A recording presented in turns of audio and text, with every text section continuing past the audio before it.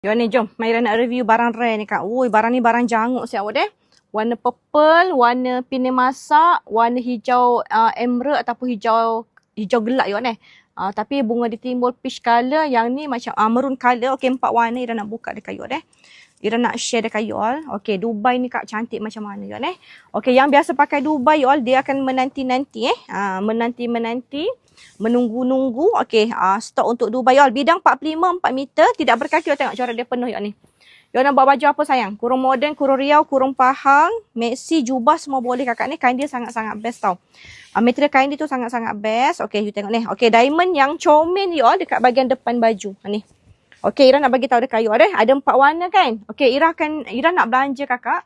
Harga jimat, harga borong, harga super murah untuk yang mana komen dekat Ira punya video ni sayang. Okey, Ira akan belanja you all harga sangat-sangat murah deh.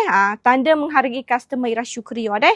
Kain dia sangat best lah. Dubai ni kalau you dah order, kakak you dah ada dalam koleksi, you dah pakai, you akan request nak minta lagi. Tapi Dubai dia tak ada stok macam kain-kain lain ni. Dia lambat siap tapi sangat cantik kan. Tengok diamond dia. You all pakai dengan tudung siap-siap tau. Purple kulit manggis ni sangat disyorkan. Okey, ni warna pinai masak. Okey, cuba you all komen dekat Ira. Antara 4 warna kan, yang mana paling cantik sekali di mata you all? Cuba you all komen. Yang paling cantik sekali yang mana? Ya Allah, cantik kan ni. Ada orang panggil kain siang malam tau. Kain dia sangat best, ringan, lembut kan ni. Cuba you komen dekat Ira. Yang mana paling cantik sayang? Yang ni warna pinai masak, purple kulit manggis, hijau ataupun warna maroon. Cuba you komen dekat Ira. Yang paling cantik yang mana satu di mata you all? Ira nak belanja harga murah, doa untuk customer Ira syukri, okey?